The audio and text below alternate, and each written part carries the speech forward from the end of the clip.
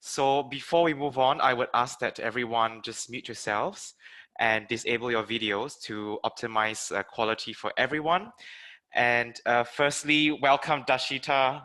It's been so nice having you with us, and we have been getting very good reviews from everyone. It's been quite impactful, and you've really been able to explain very difficult concepts in a simple way. So before I pass the presentation to Dashita, allow me to uh, introduce her for the last time, and hopefully, well, not really the last time. Hopefully, we engage her more in future. But yes, Dashita she was admitted as an advocate and solicitor of the Supreme Court of Singapore in 2017 and earned her Juris Doctorate from the Singapore Management University. She advises technology companies, payment processing companies, trade financing companies on commercial, licensing, and cross-border merger and acquisition deals. She also consults on financial services and regulatory matters for banks, fintech companies, and financial institutions, and has extensive experience in payments and e-commerce industry. So with that, I will pass the presentation on to Dashita, and I really invite everyone to pay attention closely and pose as many questions as you want. As we know, we have quite a lively Q&A at the end. So Dashita, over to you. Hi, thanks, Edison. Hi, everyone. I really apologize for not being able to make it at the last session last week. I was a bit ill, but thank you for joining me today as we cover this final webinar series in collaboration with SheTrades. So some of you may already know me, some of you may be seeing me for the first time. So I'm just going to go through very simple house rules. This presentation that I'm going through today, it's going to be shared with you at the end of this webinar. So together with the recording of today's session presentation.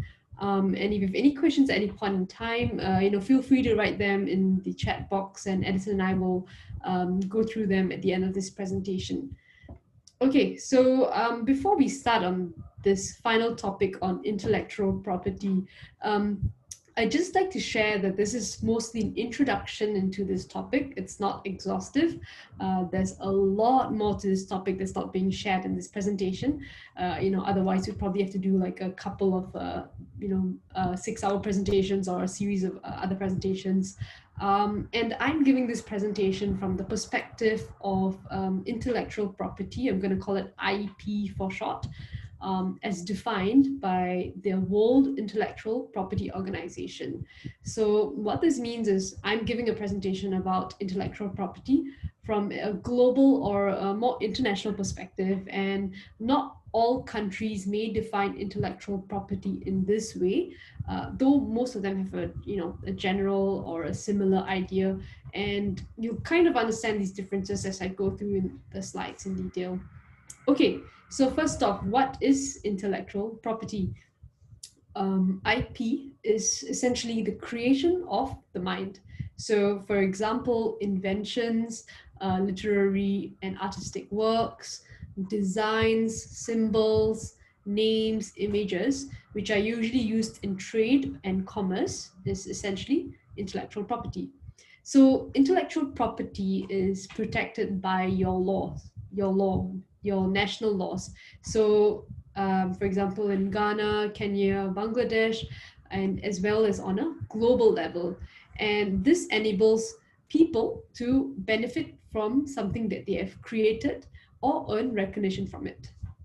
Okay, so the importance of this term, intellectual property, was first recognized by the Paris Convention for the Protection of Industrial Property, as well as the Berne Convention on for protection of literary and artistic works. So these were like treaties that were signed in the 1800s, and both these treaties are administered by the World Intellectual Property Organization.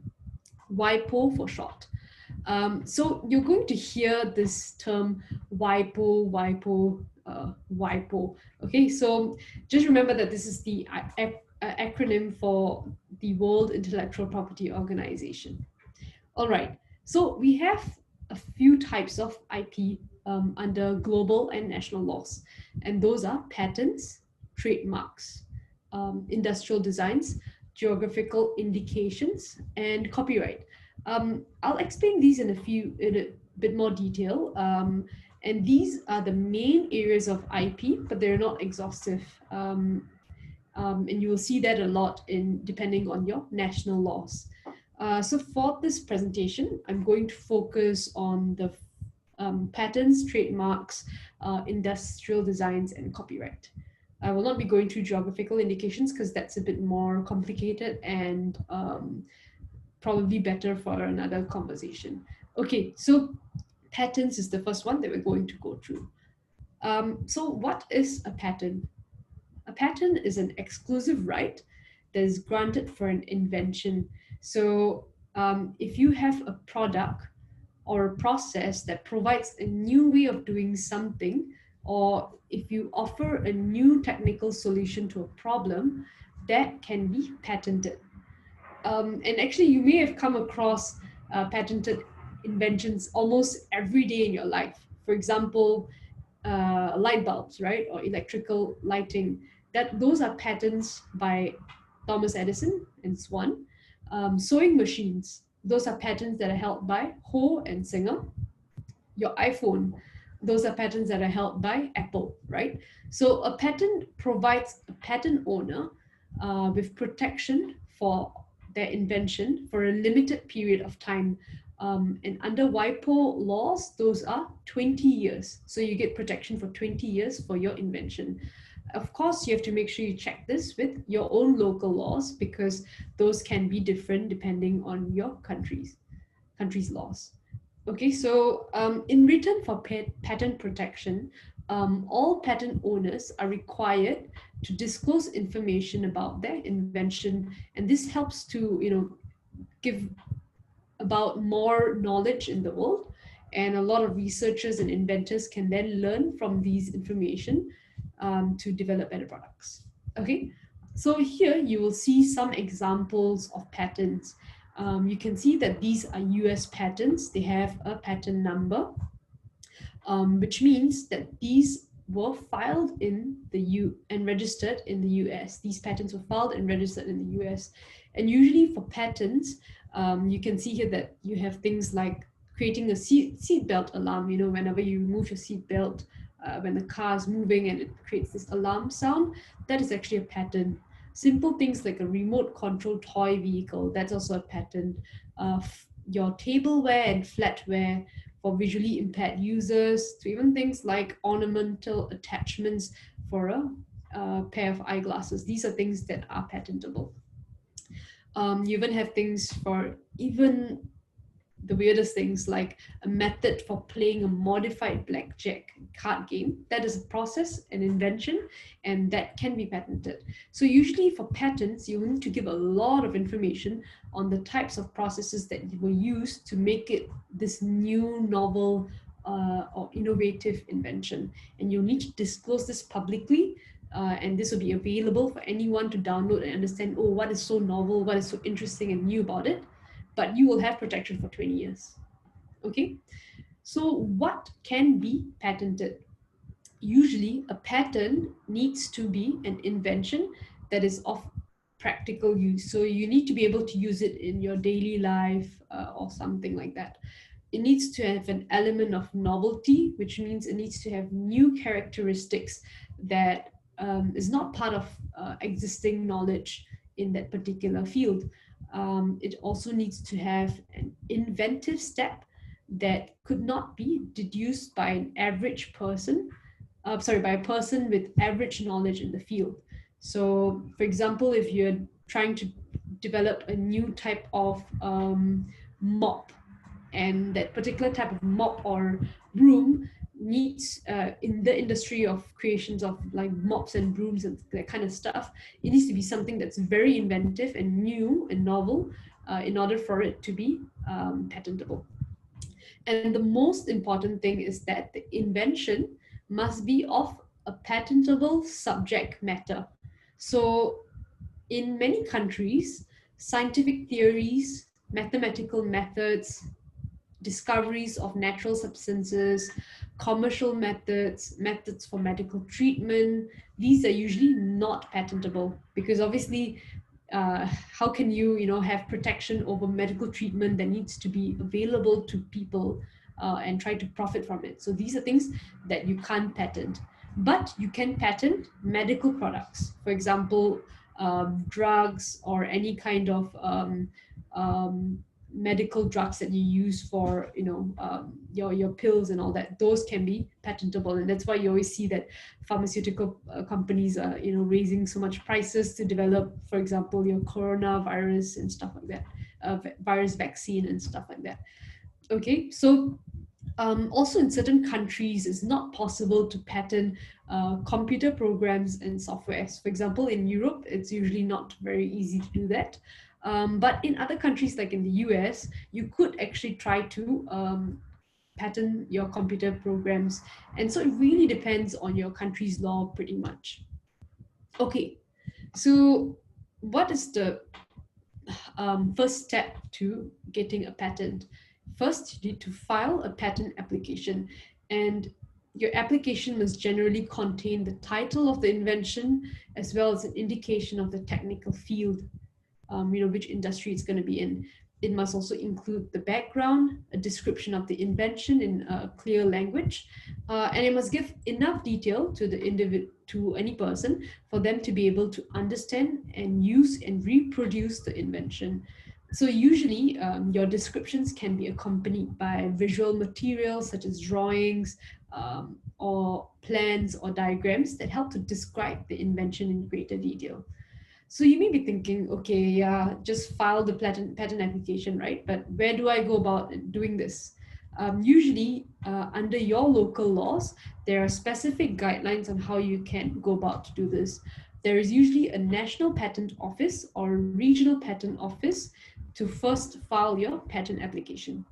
So, for example, in Europe, there is a European Patent Office, which is known as a regional patent office for all of the European member states.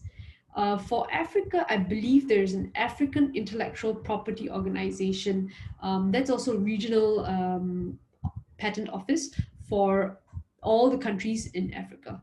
Um, but if you compare that to, for example, in Singapore, it's not a regional level, but on a national level. So in Singapore, we have something called IPOS, which is the Intellectual Property Office of Singapore, and they are the ones who are responsible for all our patent applications. So it's important to note that you only have patent protection in the countries that you have filed a patent application. So, for example, I have this self-cleaning, I've created this really beautiful self-cleaning water bottle here. And my business is in Nigeria, and I want to expand to countries in Asia, right? And if I wanted to do this, then I would first have to file my application um, in, sorry, in Nigeria, and I would then have to file in Singapore and then in Thailand and all the other countries in Asia, which can be as crazy as up to like 50 patent applications, right? And how that's going to be a lot of crazy work. So how can I make this process simpler? For patents, you have this really beautiful organization we talked about, WIPO, right? So what they've done is they've come up with this Patent Cooperation Treaty, PCT for short form, Patent Cooperation Treaty, okay? And what they do is it's essentially a treaty that provides a single filing of an international patent application. So it means that I can file in one country through this Patent Cooperation Treaty, and it would extend to as many as 153 countries who have signed up for this Patent Cooperation Treaty. Okay, so so far, I mean, there are more than 153 countries in the world, but only 153 have signed up. So you can file in those countries with a single application. Okay, so going back to our self-cleaning water bottle example, if you see here, Nigeria, Singapore, and Thailand are signatories to the Patent Cooperation Treaty. So what I can do is file a single international patent application. But if, for example, if I wanted to file in Myanmar, Myanmar is actually not a contracting party to the Patent Cooperation Treaty. So I would need to do one application here for all these countries, very simple. But then I would have to do a separate single application for the countries that are not contracting parties to the PCT. Okay, so that's the general way in which you would go about applying for a patent. Okay, so what does patent protection really mean? What does it give you? It basically gives you patent rights. Okay, so what this means is that your invention cannot be commercially made, used, distributed, or even sold without the patent owner's consent or your consent. So you would have the right to decide who may or who may not use your patented invention for a period during which it's protected. And you can give someone a license, you can give them a permission to use your invention. You can also sell your invention rights to someone else, and that person will become the new owner of your patent. And once your patent protection expires, for example, 20 years, what happens then is that the invention will enter into the public domain, which means that the patent owner will no longer hold exclusive rights to the invention and it becomes available for commercial exploitation by others. So after your 20 years, usually it's available for everyone to use it and it can no longer sort of be used for by a particular company. So, for example, the Apple iPhone, the first ever patent that they have gotten for this particular iPhone invention, within after say 20 years or so, it usually becomes available, and everyone else can learn how they've created the iPhone and create their own versions of a smartphone or even better. Okay, so what this also does, or why is patent protection good, is because you can enforce your protection in court, and that means you can stop someone from patent infringement. So, for example, if someone tried to create an iPhone after seeing this iPhone, the model come out, you can actually go to bring that person to court to stop them from you creating or using your invention, because that is your invention for the next 20 years. So this is the important part to note. Even if you have a patent, it does not mean that you immediately get patent protection, right? Because it can be invalidated by another person. Let me try to give you an example. For example, if I have gotten a patent for the first ever self-cleaning water bottle, right? And it's actually already invented by someone else. Maybe they have used a certain process that is actually similar to what I've done. Then they can challenge my patent that I've received in court and get mine invalidated. So the most important thing about a patent, especially if is that you will never really know its true value until it has been challenged in court to see if it really stands and it really gives you the protection that it's supposed to give you. So that kind of makes things a bit ironic, because you apply for protection and you got this patent, but you don't really know if it actually holds up in court. Okay, so that's the slight downside and the good thing about patent protection. But I do hope that for this section you understand what patents are about, and if you have any questions, write them in the chat box. Okay, let's now move on to trademarks. Okay, so trademarks are basically a distinctive logo, sign, or type of branding that identifies a certain good or service that's being produced by a person or a company. So if you see this image here, you will see that there are so many examples of trademarks, right? This unique combination of colors, font styles, designs, these are what makes it a trademark. And these designs are very distinguishable and they have a certain branding behind it. So by having a trademark on a product, it helps customers such as you and I to identify and purchase a product that was created by a company with such a trademark. So, for example, if you purchase a T-shirt a T-shirt with an Adidas logo, you will know that this T-shirt was made by Adidas, and that in itself is what the value of a trademark. So you're probably wondering, what can be trademarked or and what can't be. So generally, trademarks vary between a combination of words. For example, just do it for Nike. The words just do it. Letters Coca-Cola, like Cocacola, and numbers, right? And they can have drawings, symbols, and even sometimes it can be a trademarked packaging or a shape of a product. So, for example, if we look at these pair of shoes, I'm not sure if anyone knows, these are the Louboutin shoes that have a very distinctive trademarked red bottom and the shape, right? And this design has been pretty much trademarked by Louboutin. The red packaging and the style or the shape of the product has been trademarked.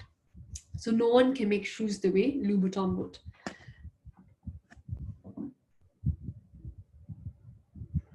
Okay, so how can you go about making an application for a trademark?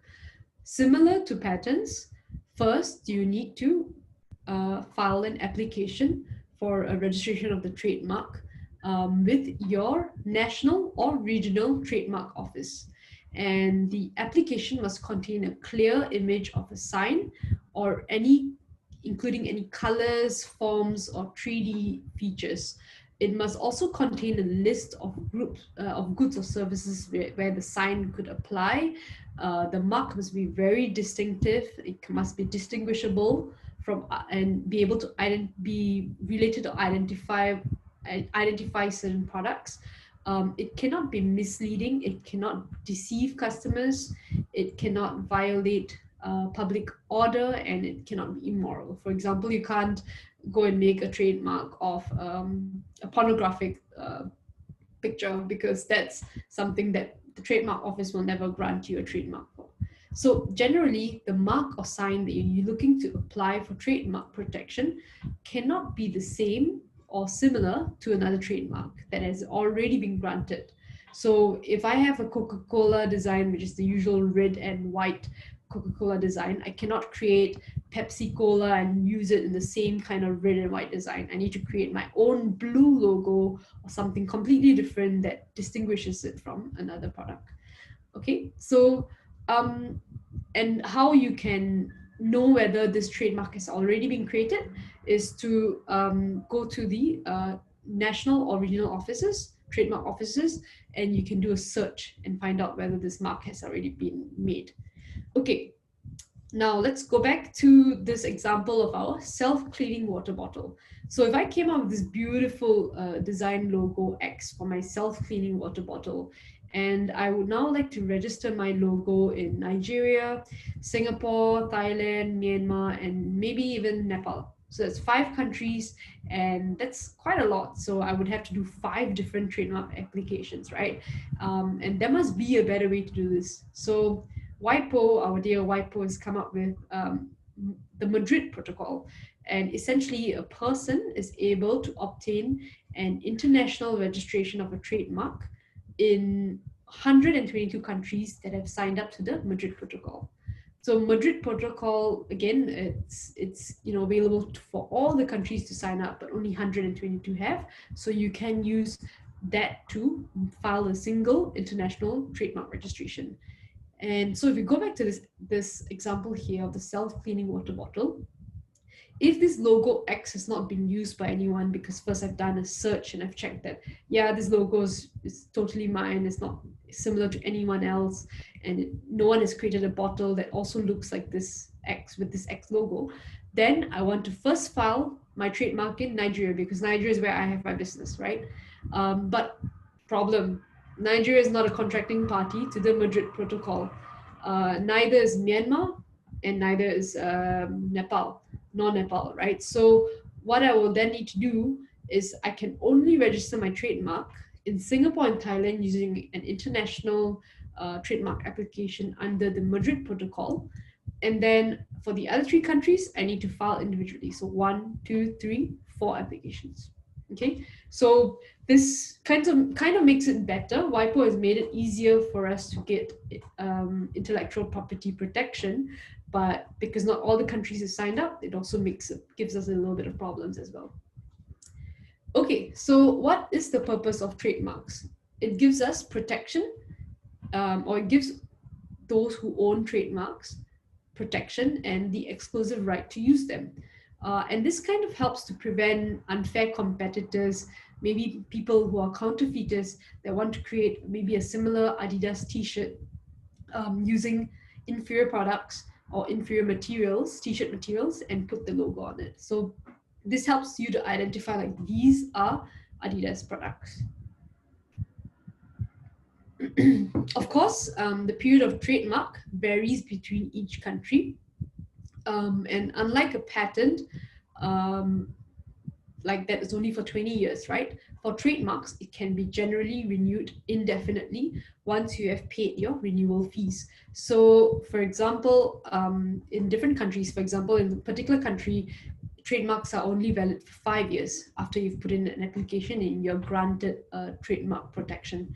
Then you're given 5 years of protection. Then after that, you all you have to do is pay the renewal fees to get it extended for another 5 years, and every 5 years you would pay renewal fees to continue the trademark. And if you want to no longer have it as a trademark, you just stop paying the fees every 5 years and it will end. So obviously 5 years is just an example. It really depends on your national laws and how many years they give you for the certain trademark.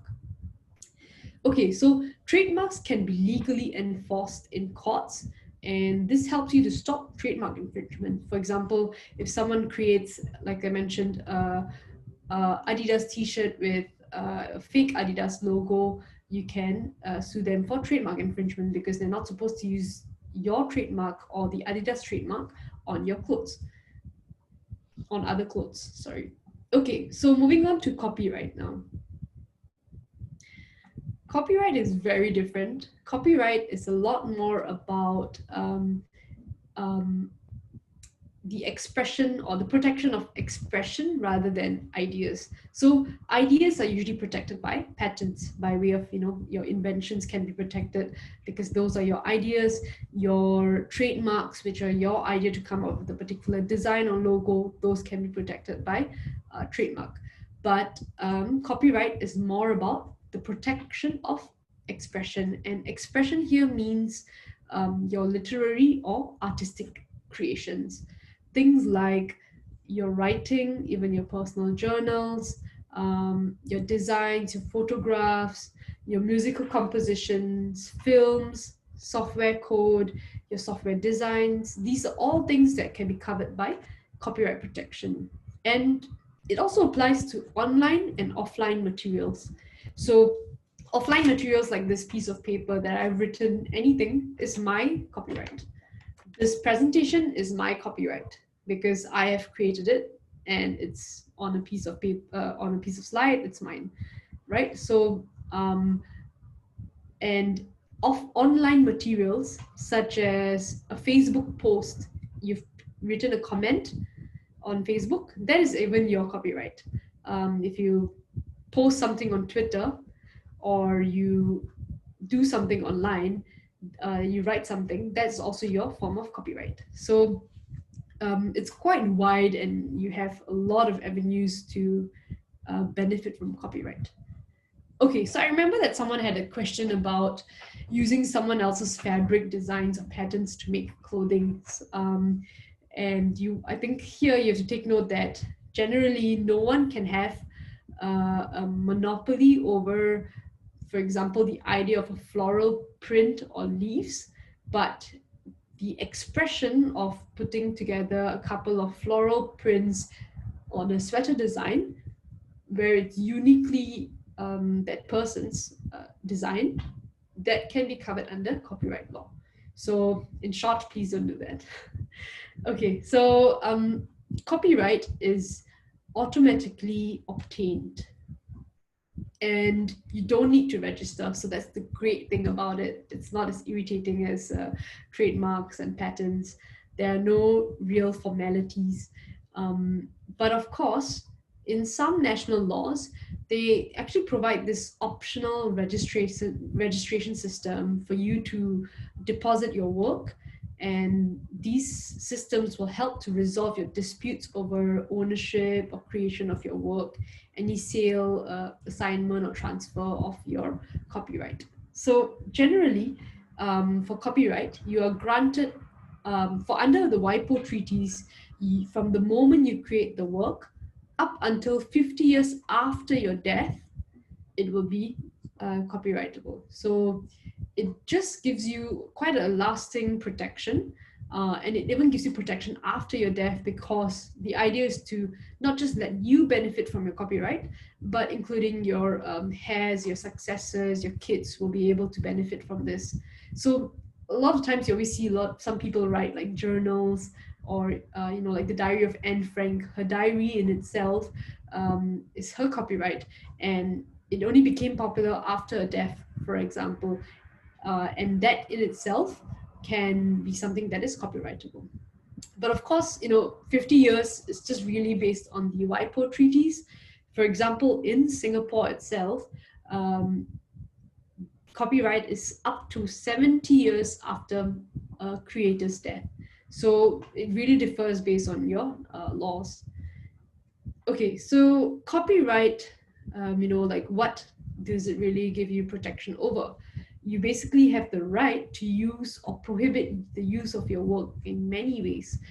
For example, if you've written a book, you can authorize its reproduction in many forms. You can create it in a print form. You can allow that to happen. Or you can say, no, I do not want my book to be made into a sound recording. You can, make it into a public performance. You can communicate it to the public, and you can make money out of this. Obviously, you can broadcast it, you can translate your book into other languages, you can adapt it for a novel, screenplay, and people can buy the rights to the copyrights to your book and make it into a movie, like Harry Potter to everything else. So that's kind of like the purpose of copyright. Of course, it takes a lot of effort and financial investment to really try to commercialize your copyright and try to distribute it and get it, sold. So quite a lot of the time, creators tend to transfer their copyright to a company that can help to commercialize and distribute their books, make them to books or whatever else, and then in return, obviously, they get compensation in the form of payment or royalties for the work that they have created.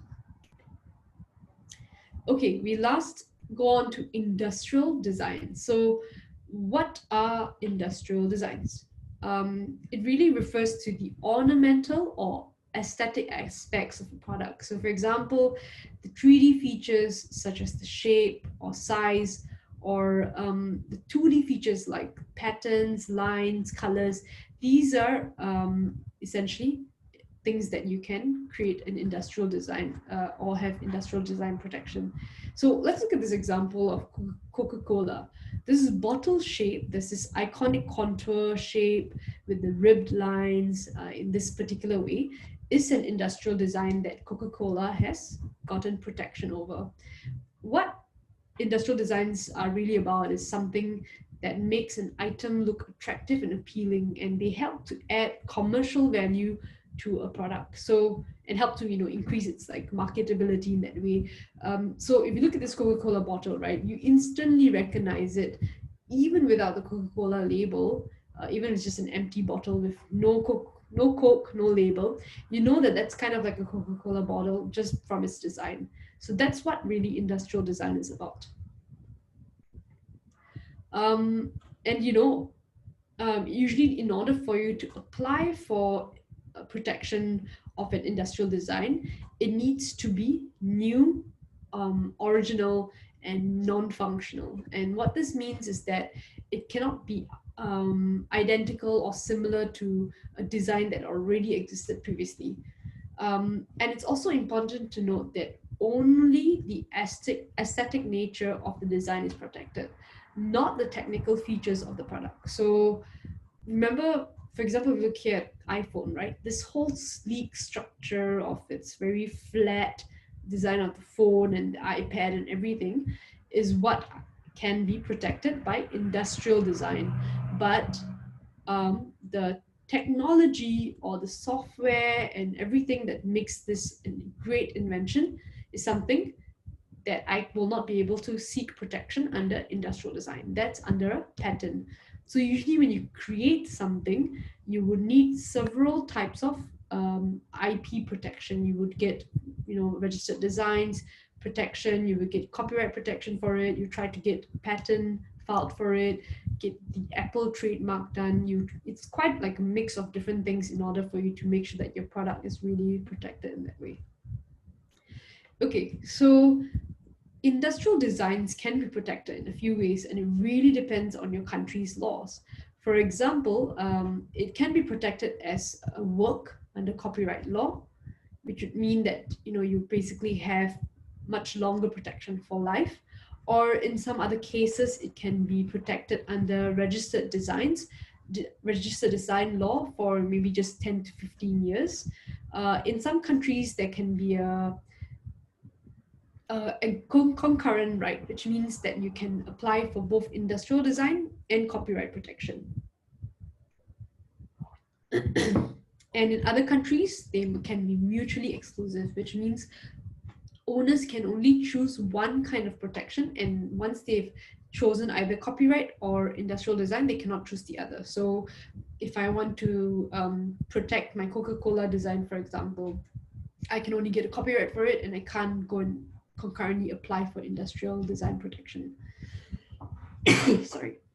So industrial design protection is limited to the countries in which protection is granted. So same style, you usually have national laws, and you also have this thing called the Hague Agreement concerning the international registration of industrial design. So this is a very long title, but basically it's a WIPO. Our friends in WIPO have created this treaty where it offers a procedure for you to create an international registration of your design. So similarly, you only have to file one single international application, and the design will be protected in many member countries who have signed up to the treaty. So you can see it's a very similar style for patents, trademarks, and industrial designs. Copyright is really of its own. And once a design is registered, a registration certificate will be issued. And following that, protection is usually granted for up to 5 years, and sometimes you have a further renewal, and in some other cases can be up to 15 years. So once an industrial design is protected, the owner is usually assured an exclusive right and protection against unauthorized copying or imitation of the design by third parties. And so this helps to ensure a fair return on your investment. Sorry.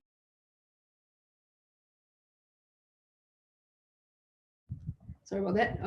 Okay, so the idea here is, when we go back to the question that someone asked about your fabric design, can I use my fabric to and try to copy someone else's design?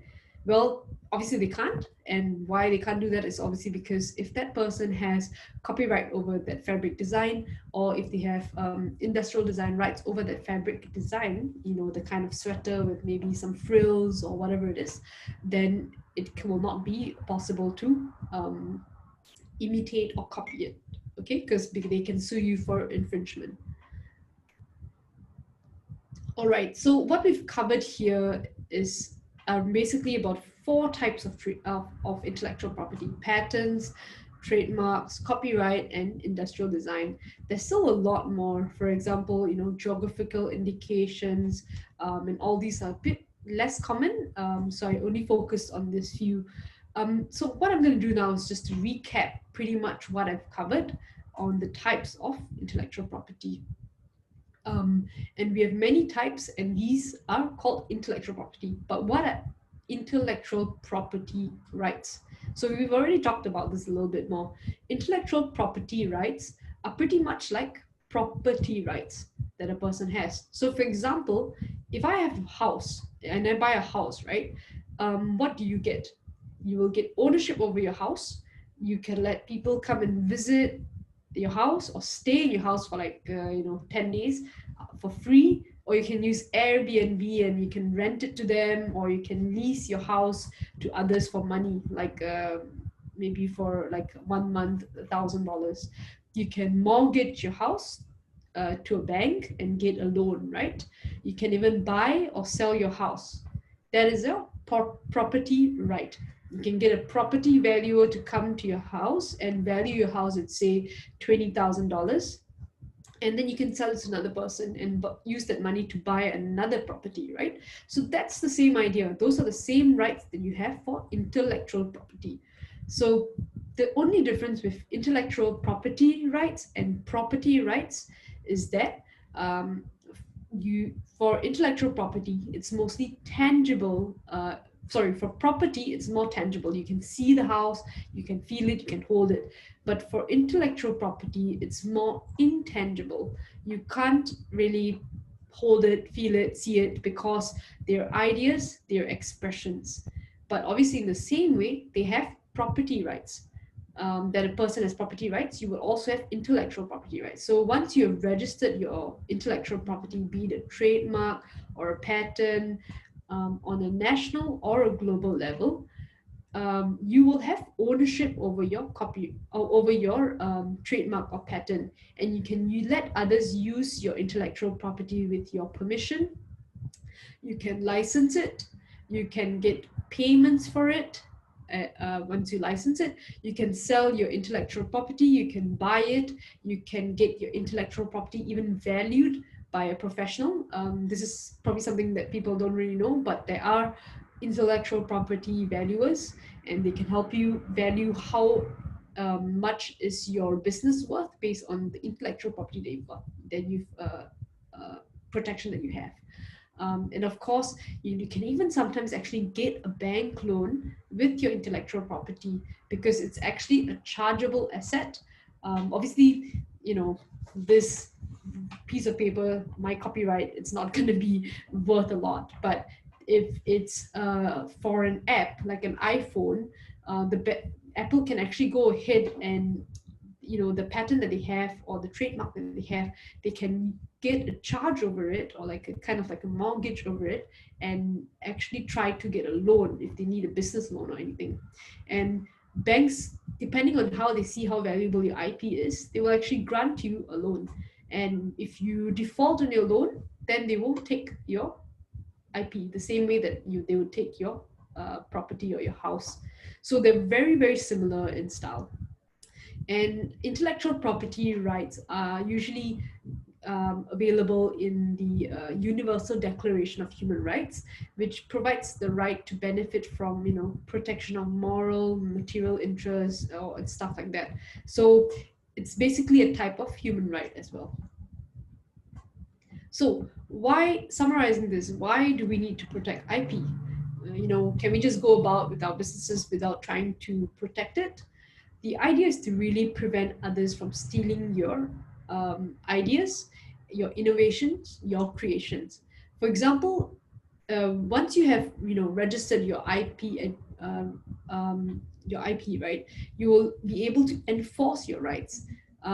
Remember the example of the self-cleaning water bottle and how I got this patented in Nigeria and Singapore, right?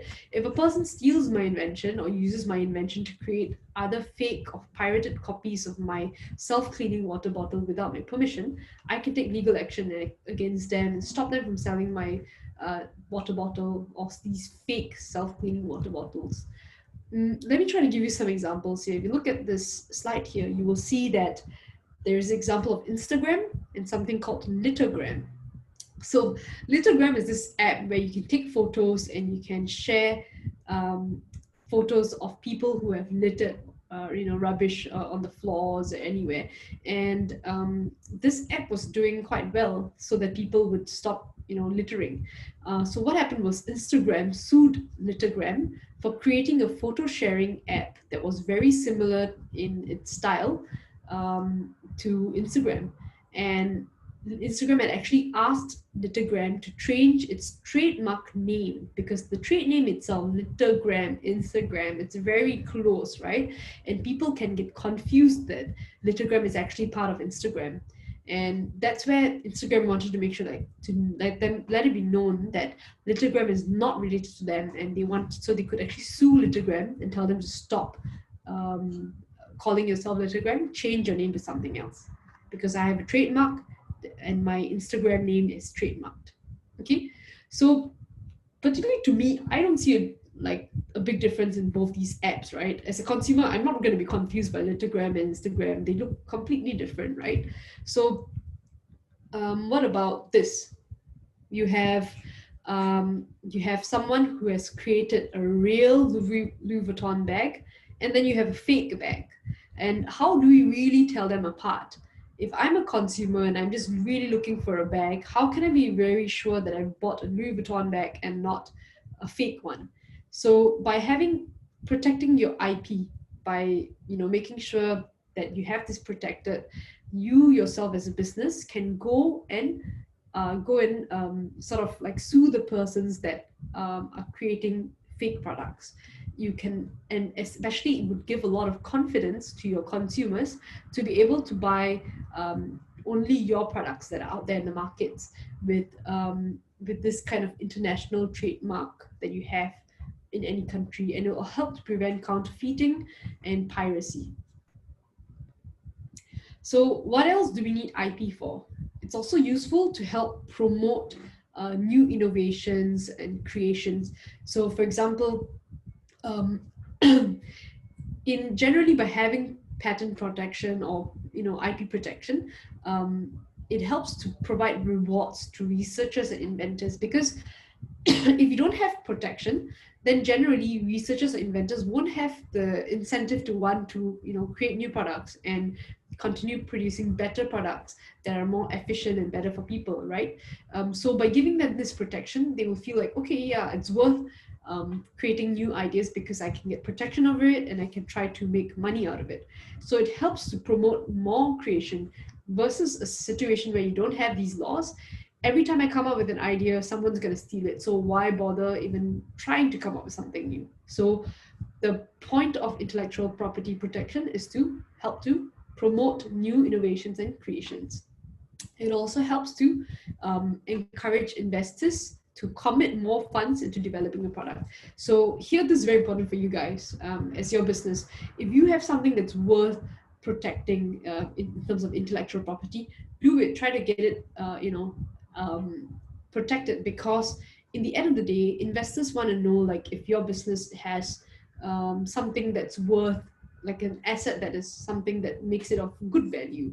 And if they see that it's the case, then they will be more encouraged to pour more money into helping you develop this innovative pattern or this invention that you have and make it better.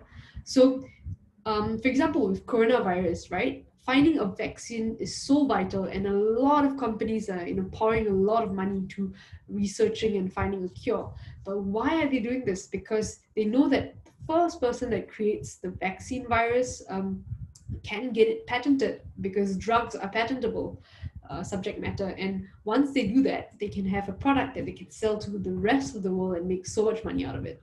So, and others will not be able to use or copy their vaccine for at least the next 20 years until, it's sort of, maybe coronavirus will no longer be an issue anymore. So the idea here is, of course, trying to encourage investors to commit a lot of funds into developing new products. And last but not least, it helps to promote economic growth and jobs. You have a multi-billion dollar film industry, recording, publishing, software industries. This brings a lot of pleasure to a lot of people worldwide, and it helps you. It only can be done if you have protection over it. So that's mainly what IP and why it's so valuable. So in terms of, for you guys, and thinking about your business, the main thing to take note of is that your business, when you're thinking about your business, is there anything that's worth protecting? Is your intellectual property at a stage that it's worth getting an application to file it? Or do you think it's too early, you still want to develop it a bit further and then try to file it? So think about that. Like, sometimes if a product's too early, you kind of want to wait until it's at a proper stage where it's worth filing. And then obviously you also want to think about where you want to get your IP protected. Is it in the, usually you choose the countries that you are having a business in. So with my self-cleaning water bottle, I want to do it in Nigeria, I want to do it in Singapore because that's where I have a business in. But maybe I don't really need it in every other country because I don't have a business there. Then you also kind of want to think about maybe my business is going to be so cool and so big, like Apple, that it's going to be worldwide and all over the world. Everyone would use my self-cleaning water bottle. And for those kind of situations, you want to then have maybe worldwide protection in that case. So think about these concepts, where you want to have it protected. Then thirdly, you want to engage local counsel and or IP agencies to help you with your applications. For copyright, that's not too hard, obviously, because you're granted automatically. But for patents, especially, sometimes with trademarks are not too hard, but these are things you want to usually get local counsel to help because the application process is not simple.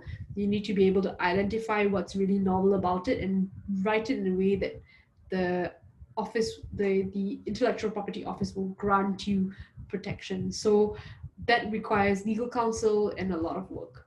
And then, of course, you want to, when you've gotten your IP protected and you have a certain right, you want to always try to commercialize it by licensing it out. You want to try and enforce it against others who infringe your intellectual property rights. So that's generally the idea behind intellectual property. And yeah, I've come to the end of my presentation, so I'll leave it open for people to ask questions now. Thank you so much, Dashita. Once again, great presentation. I think very illuminating. I saw a hand being raised, but before I address that hand, I'll launch the poll. As you know, you have to complete this. Right. So I remember Rachel has a question and she raised her hand. Give me a moment, sorry. Let me find Rachel.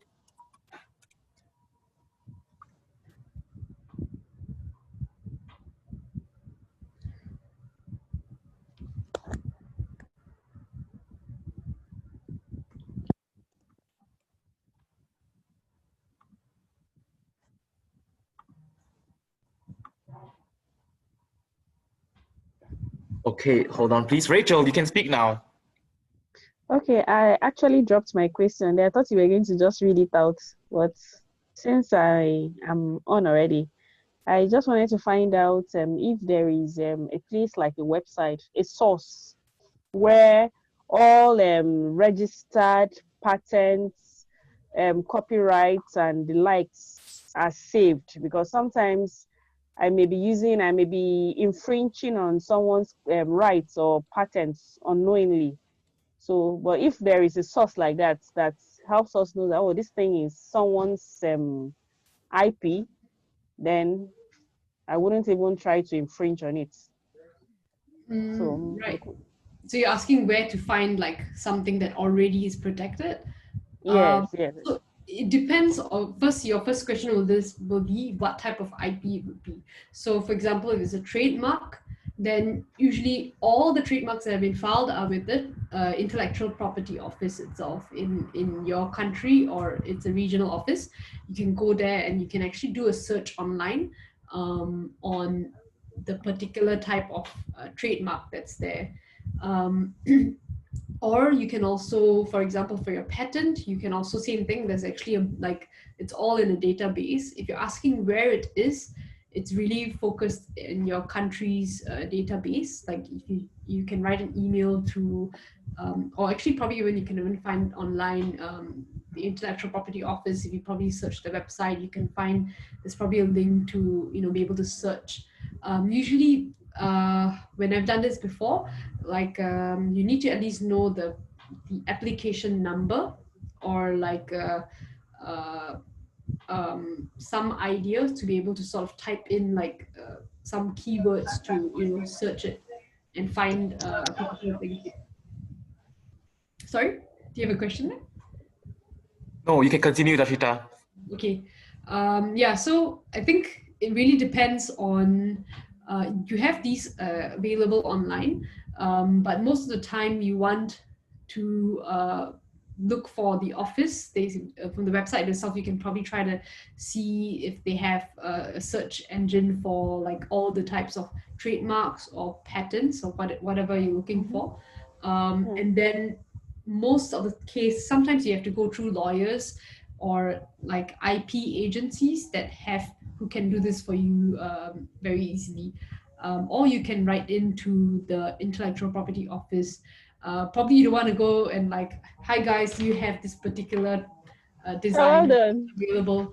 That's probably not going to be a way that they will be able to identify and let you know. But they do have search records, and you can just go directly to the agency to get that. Yeah, work with the lawyers if you can. Thank you, Dashita. I'm going to pick questions from the chat. I know we had one quite early on already, which you might have already addressed. Hold on, let me see.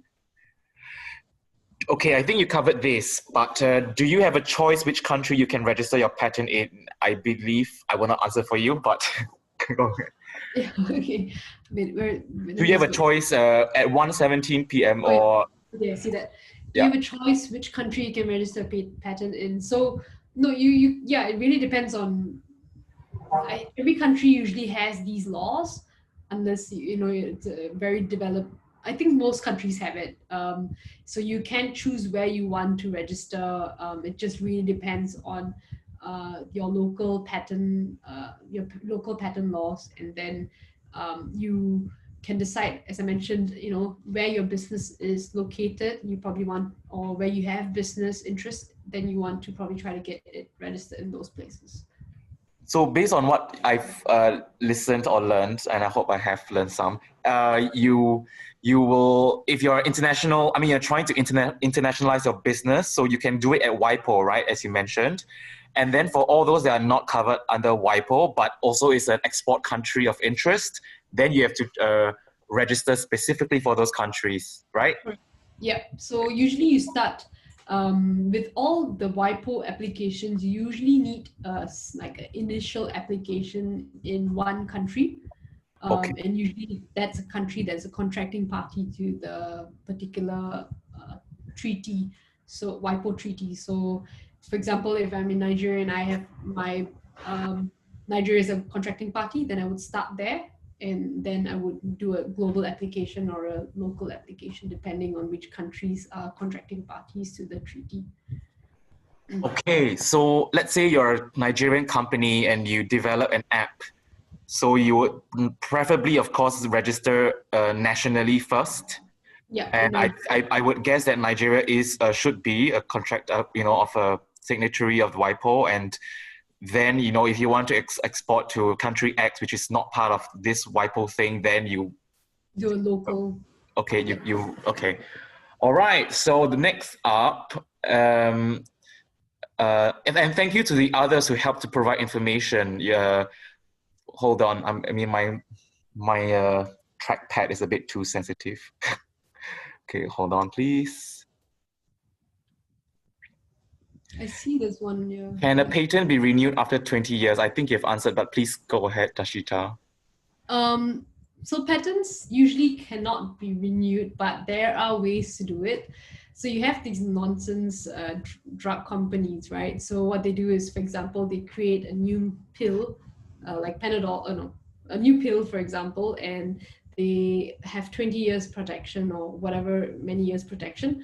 And then what they can do is try to like find a new inventive step or a new novel step, or that would change it a little bit, and then try to apply for a new patent for another 20 years. So technically it's supposed to end there, but sometimes even with an iPhone, right, each time you first develop first version and you now have like 10 versions, I'm not sure how many versions of iPhone now, and each time you develop, you're changing things, and it's each time, if it's new or novel, you can always apply for a patent for that new novel thing, which then gives you protection for another 20 years for that kind of a product. So it's not directly renewable, but if you work with the right lawyers, you can try to find a way to, renew it in that way. But it's not called renewing, of course. Yeah. Thank you. That's a good trick.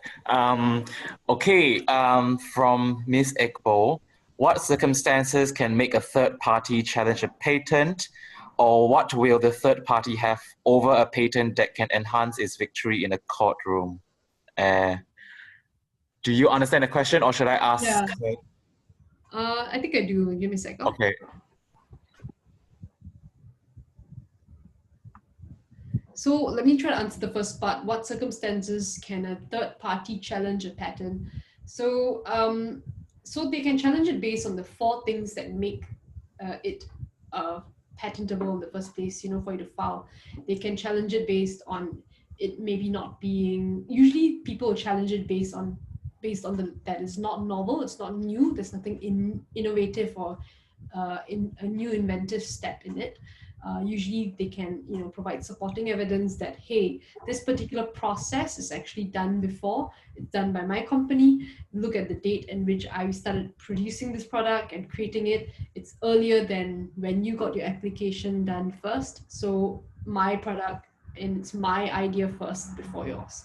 So that's usually the case when they can challenge your patent, and that's when it becomes quite a worrisome thing. So that's why the best way, as I mentioned, to always know that your patent is something that's really worth protection, is to have it being challenged in court and you win, because then you have and sort of like a dispute or a legal challenge where you won, and you can show to investors and say, look, hey, my patent is not just a patent for nothing, it actually stands and it has protection value, that kind of thing. So the second part is, what will the third party have over a patent that can enhance its victory in a courtroom? So it's kind of the same thing, like it's one and the same answer. If the third party is able to show that it's new, it's actually created first, it has a novel step, then that's probably going to be what allows it to win over your current patent. Okay. I hope I answered the question for you. If you have anything, you can we can let her speak as well also. Okay, please indicate, Ms. Ekbo, in the chat if you would like to speak, and then I'll meet you. Until then, I will move on. From Ms. Nosheen, do we have to take individual trademarks for products if the brand logo already has a trademark? Take individual trademarks. I'm not really understanding this question. Do you know? So, let me find Ms. Nosheen, and then I'll try to unmute her.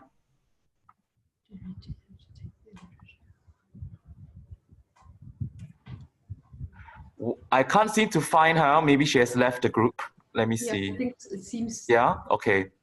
I mean, I'm not entirely sure. I mean, maybe it's like you have a company logo and then you have many products under your company. Do you need to trademark individual products? Oh. That's my guess. Yeah. If that's the case, if you have, for example, 3 different like marks or logos that you use for different products, maybe your line of shirts has a particular design, and then your certain logo, and maybe your pants have a particular logo, or it can even be a business or whatever, then you usually want to get those 3 different things trademarked. So whatever that gives value or adds value to your business would be something you want to trademark. Like for Louboutin, they would want to trademark the word Louboutin. They would want to trademark the shoe style. They would want to, if they have a particular kind of logo, they would also want to trademark that. So that's 3 already. So when you have different brands under your company, you have to trademark them individually. Yeah. Okay. Thank you. Are famous people's quotes copyrighted? If so, how do we use them legally? That's a good question. That's from Jackie. So generally, yes, they are copyrighted. That's why usually you don't go around saying like, this is my quote. You usually kind of like credit the person. So the best way to make sure that you use them legally is to credit the person for it. So, you know, if maybe your email sign off usually has a very nice quote there, then you want to also name the person, Barack Obama, who said it, or something like that. Otherwise, even in this, that also doesn't just apply just to quotes, but it also applies to photos, right? So for example, if I took a photo of all of Edison here, that is my photo that I've taken of Edison in my phone, and that is my copyright. So if Edison wants to use that photo and post it on Instagram or Facebook, he should technically credit me in the caption and say like photo taken by Dashita. But obviously no one does that because that's a bit too hard, and I'm not going to go and sue Edison for that, obviously. So the idea is to credit person and not say that this is your idea, your expression, or your work. If you take a quote from somewhere, you take a paragraph, or you take any kind of academic materials from somewhere, you usually want to credit the person for it. Okay, thank you, Dashita. And we move on to Miss Adiola. If my brand name is different from the company name, should I register them differently? Mm-hmm.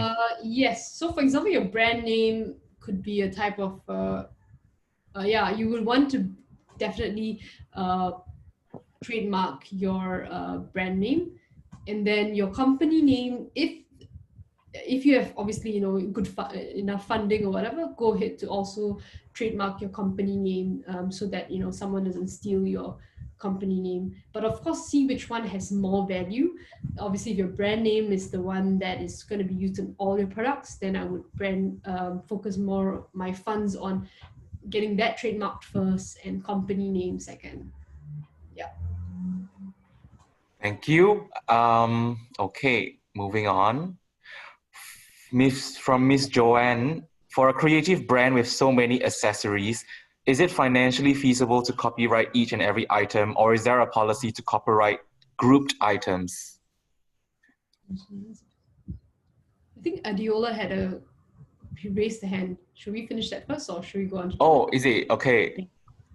She raised a hand. Let me see. Okay, maybe I'll let Miss Adiola speak.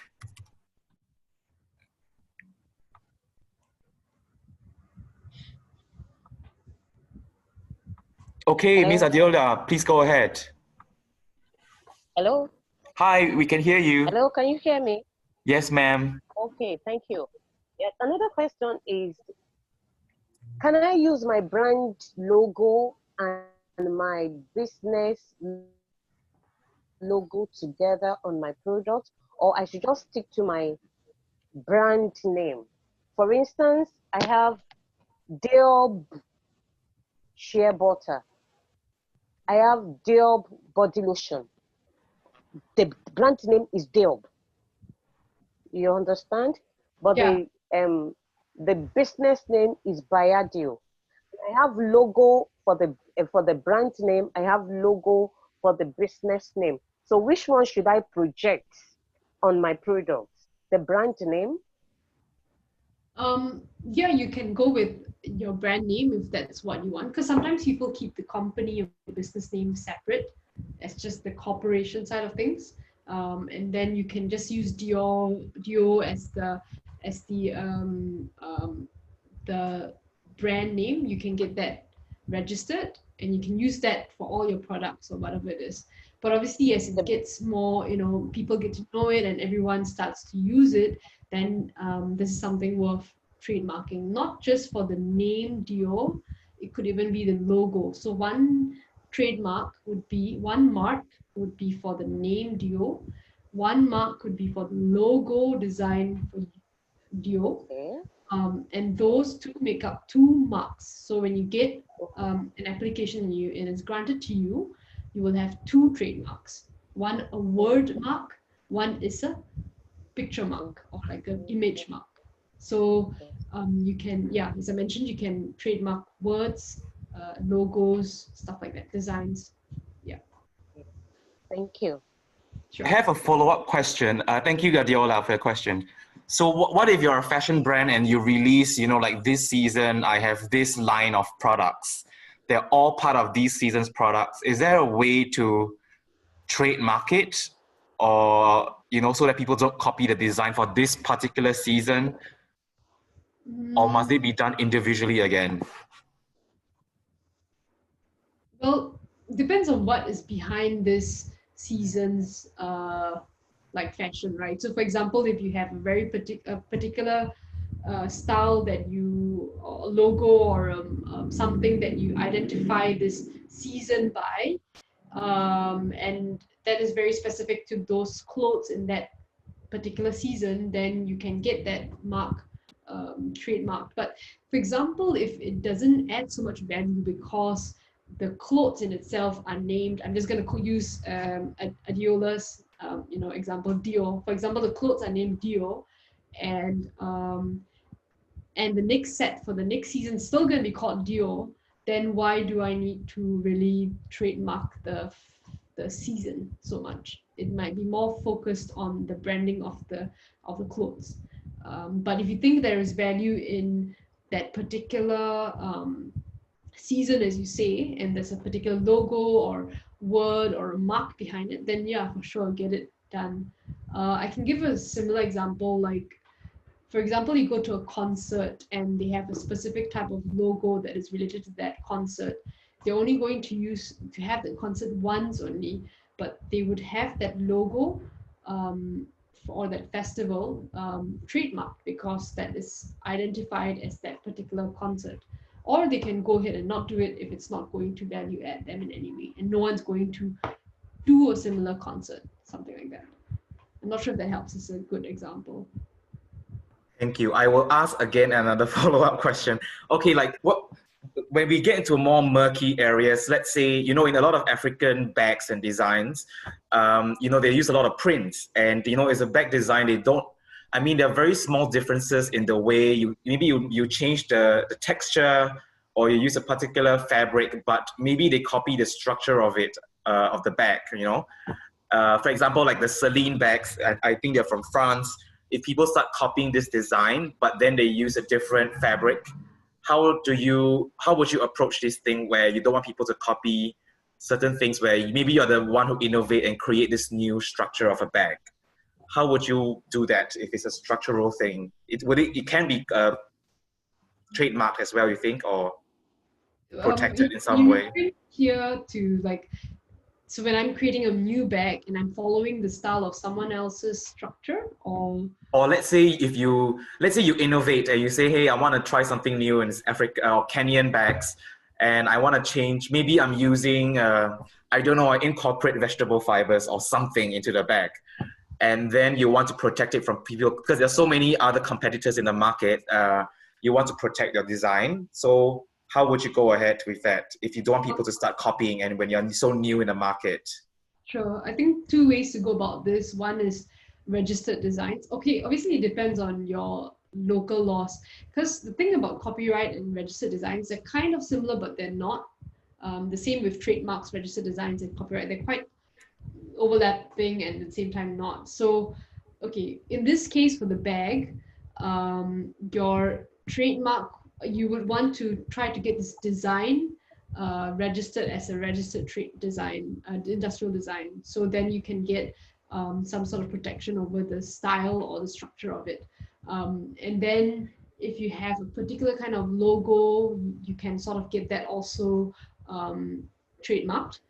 And the most important thing is if this style of sewing it together or putting this whole bag together is using these fibers is something that has never been done before, you think, and maybe you think it's something super novel in the way you're doing it, it's different, or you can think if it's a new novel way of putting the bag together that no one else has done it, then you probably want to try to get that process patented, so that if someone were to also use use these fibers to make a bag, and they learn your design of how you put them together, they will not be able to use your design of doing it because you can then sue them for infringement, but they will need to figure out a different way of doing it and they can get that patented themselves. Thank you. Really, protect the person in the end from creating a separate bag, but your processes and your innovation is your own.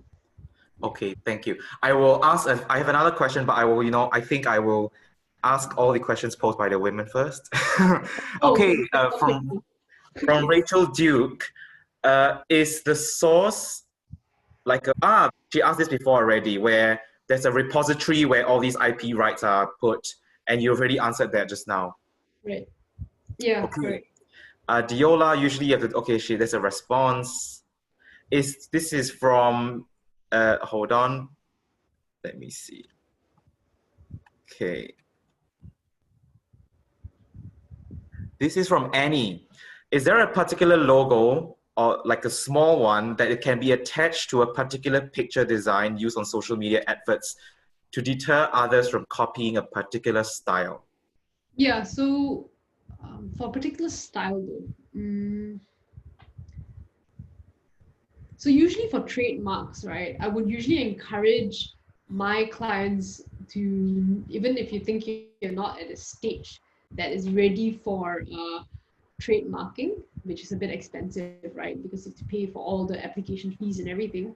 What I would encourage is, to just put a little small TM beside your logo. So, in the case of my X water bottle, self-cleaning water bottle, I'll put a little TM at the side to suggest that this is trademarked. Even though that's not the case, but that sort of gives you a certain like right over it. Though it's not enough as compared to, if you were to file it officially. Same thing for registered designs. I think you put, for copyright, you can put a small C in your design. Maybe you've created a really beautiful shirt, and your drawing of that shirt or design of a dress, you can put a little C in a circle, and that also gives you copyright protection in a way. So those are small things you can do. I'm wondering if that sort of answers the question. But what if, are these legally enforceable if you put a small C without registering? It just lets people know that you already have something, and you are trying to like trademark it, or that you want people to recognize that this is a type of your right, your copyright, or your trademark kind of thing.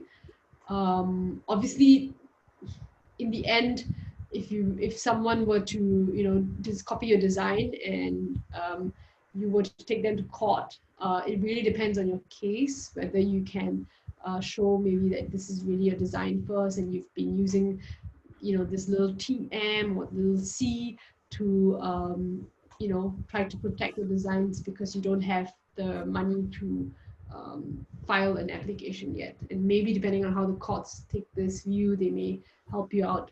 But that's one way to start the process. Yeah. Okay, thank you, Dashita. I would encourage about 10 more women to answer the poll if you can. That would be really nice of you. Okay, next question. I think we've answered Minnie's question. Can I trademark my business name logo and at the same time trademark brands under this business logo? Yeah. Yeah, we've answered that. Okay, let me see. Which organization precisely registers each of this IP?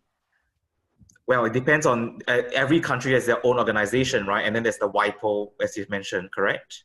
Yes. So This is from Rachel Duke. yeah, correct. So each office has its own, and then WIPO is just the organization, but the office is not technically.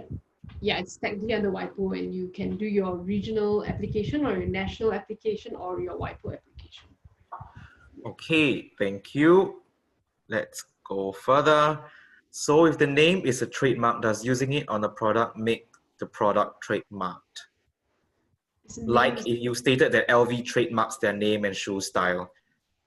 If the name is a trademark, does using it on a product make the product a trademark?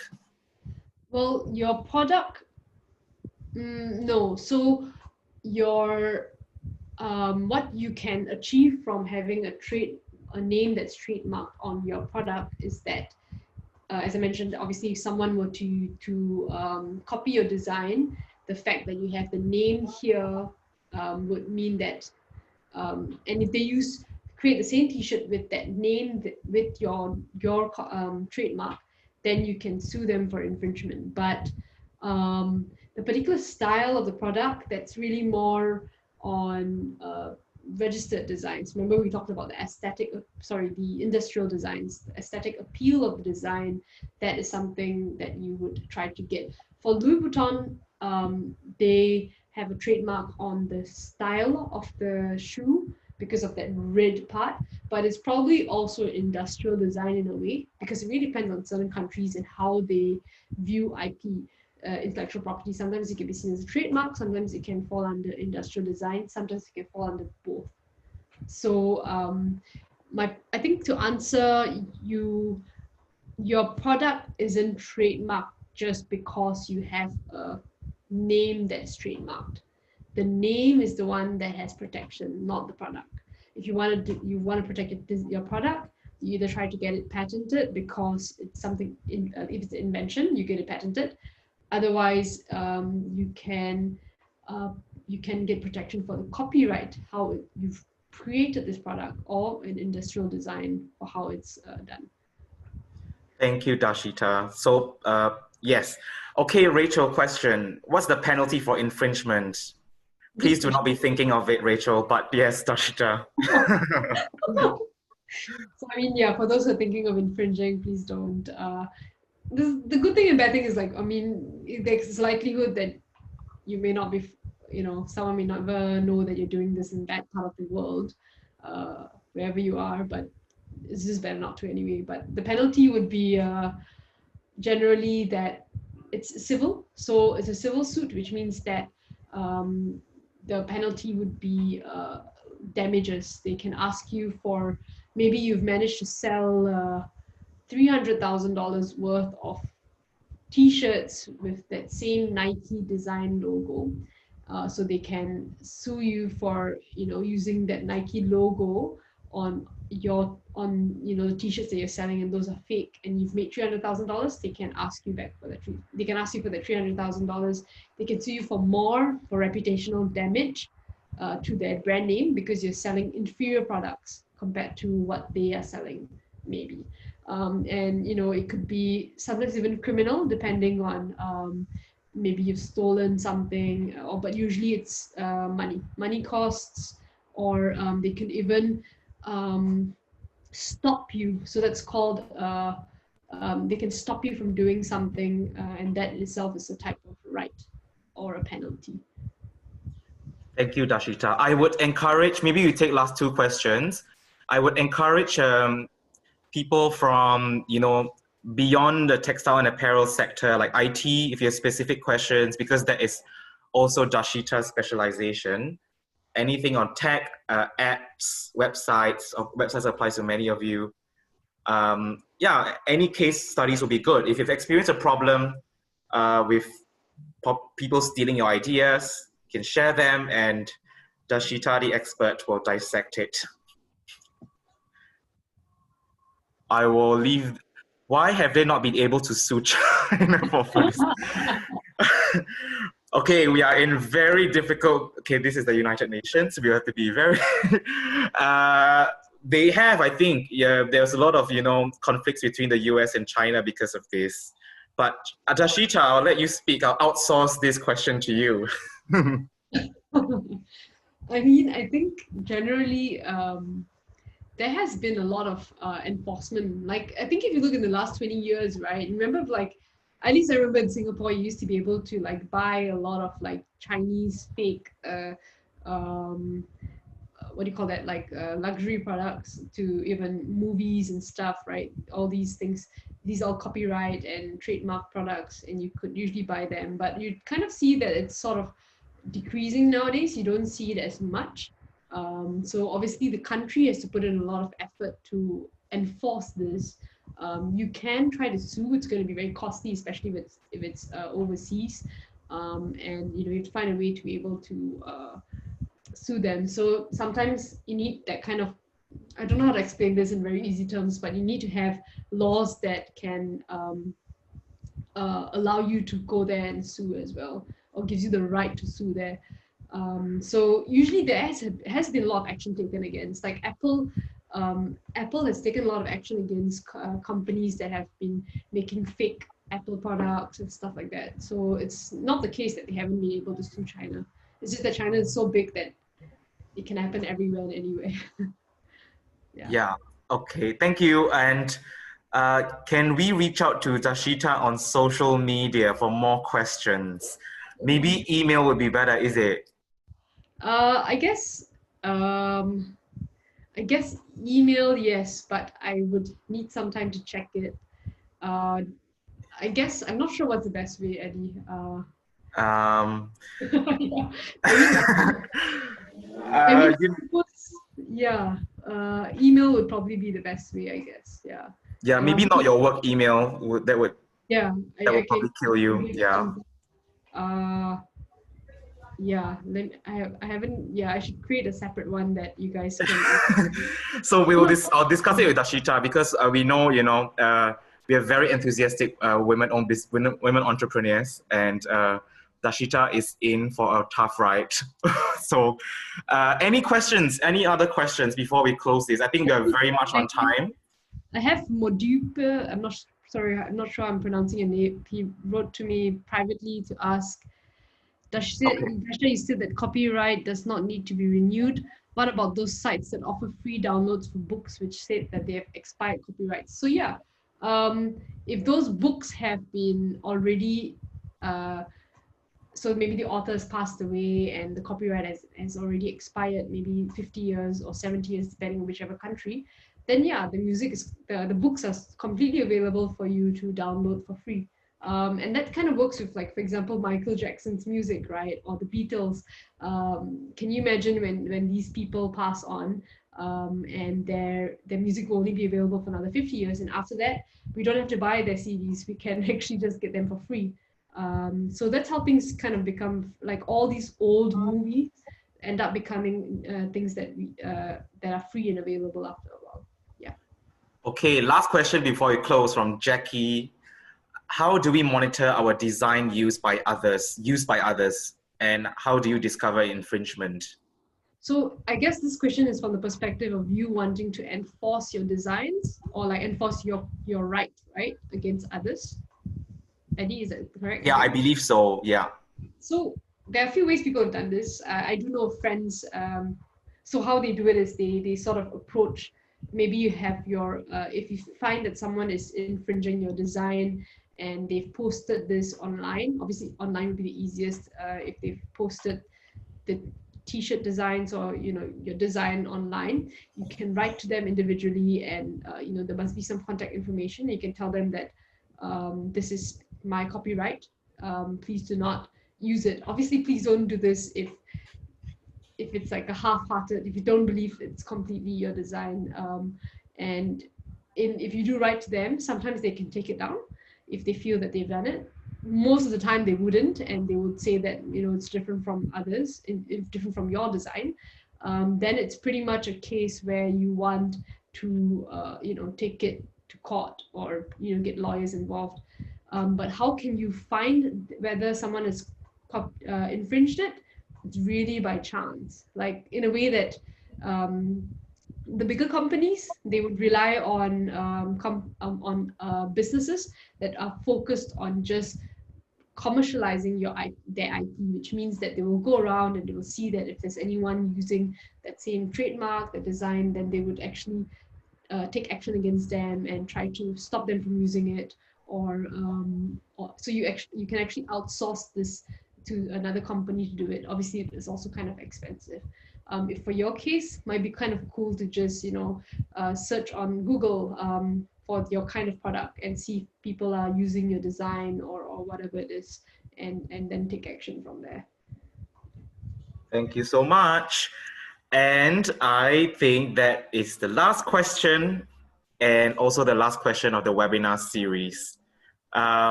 Thank you so much, Dashita. It's been a fantastic 3 webinars. I think everyone would agree that we want more of Dashita, and we will try our best to secure her. It's been great. I think, really the very difficult concepts that make it very easy for people like myself without really proper legal training to understand. And I hope that, you don't really, some of you might not be able to implement immediately, but you have some idea now and maybe can start approaching the right people to start crafting terms of use, terms and conditions, and if you have a brand that is pretty big, as some of you might have, you might want to start protecting your intellectual property. So I would be sending out an evaluation form for the whole 3 webinar series delivered by Dashita. And we would really appreciate your inputs. And if you want to say she's amazing and she deserves to be in an Oscar or whatever, tell it to us. Yeah, you'll help us giggle a bit, which is totally fine. And yeah, so thank you so much for joining us and for staying with us for the 3 webinars and for the whole 1.5 hour session. Thank you, Dashita. Everyone is shouting from their computers. Thank you. So thank you for joining us in the evening. And I wish everybody a fantastic weekend. Yeah, take care of yourself and see you soon, everyone. Take care. Bye. Bye.